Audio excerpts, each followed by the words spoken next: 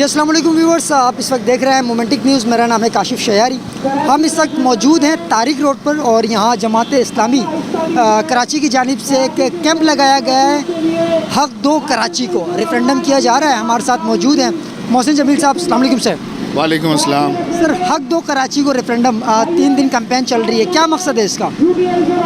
اس کا مقصد دراصل جو ہے وہ لوگوں کو آگاہی فراہم کرنا ہے اور ان کو اپنے حقوق کے لیے ایک ایکٹیو کرنا ہے، کیونکہ جو اتنے سالوں سے ہم دیکھ رہے ہیں، گزشتہ 1985-86 سے اور آج 2020 میں ہم موجود ہیں، تقریباً 35-36 سال کا عرصہ ہے۔ اس میں ایک چھوٹا پیریڈ جو ایک ٹینیور نعمت اللہ خان کا جو 2002 سے 2003 سے 2007 تک رہا، جس کے اندر لوگوں کو بہت بڑا ریلیف ملا۔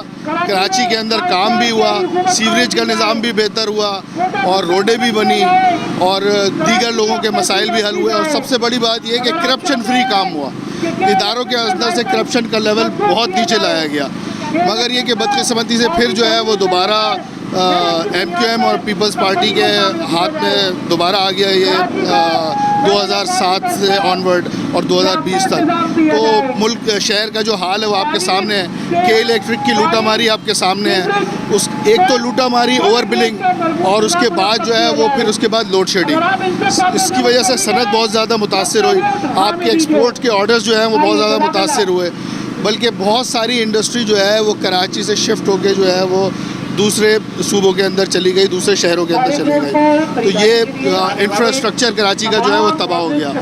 آپ یہاں روڈیں دیکھیں، سیوریج کا نظام آج آپ دیکھیں، اور یعنی ہر جگہ جہاں آپ چلے جائیں، چاہے وہ صنعتی ایریا ہو، چاہے وہ ریزیڈینشیل ایریا ہو، ہر جگہ جو ہے آپ کو سڑکیں ٹوٹی پھوٹی نظر آتی ہیں، بالکل نالے بہتے ہوئے نظر آتے ہیں، کچرا، بدبو، بیماری، ہر چیز ہے جو آپ کو برائی جو ہے وہ ادھر آپ کو کراچی کے اندر دیکھتے ہیں۔ تو یہ سب ابھی آپ کیا سمجھتے ہیں، اگر جماعت اسلامی کو عوامی سطح پر نمائندگی دی جائے، اگر میئر دوبارہ جماعت اسلامی کا آ جائے اس شہر میں، تو کیا مسائل حل ہوں گے؟ کیونکہ ہم دیکھ رہے ہیں کہ صوبائی اسمبلی میں اس وقت آپ کی تعداد بہت کم ہے۔ دیکھیں، میں ایک تو یہ کہ میں یہ جو کچھ ہوا اتنے 35 سال کے اندر، میں اس میں سمجھتا ہوں کہ عوام خود بھی جو ہے وہ اس کے ذمہ دار ہیں، کیونکہ انہوں نے ان لوگوں کو الیکٹ کرایا کہ جو تعصب کی بنیاد پہ اور جن کا جو کام تھا وہ کرپشن تھا اور اپنی جیبیں بھرنا تھا، یہ سب آگاہی رکھتے ہوئے، جانتے ہوئے لوگوں نے ان لوگوں کو ووٹ دیا اور اس کے نتائج بھگتے۔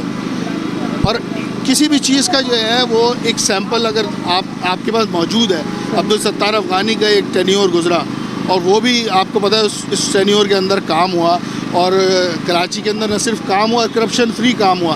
پھر دوسرا سیمپل لوگوں نے دیکھا نعمت اللہ خان صاحب کے دور کے اندر۔ اس کے باوجود بھی اگر جو قوم جو ہے وہ اپنے آپ کو سدھارنے کے لیے تیار نہیں ہو، تو پھر اللہ تعالیٰ بھی اس کی کیسے مدد کرے گا؟ تو سب سے پہلے لوگوں کو اپنے آپ کو بدلنا ہوگا، ان کو خود ایسے لوگوں کو لانا ہوگا کہ جو ایماندار ہوں، جو کام کرنا جانتے ہوں اور جو کام کرنے کی ول رکھتے ہوں۔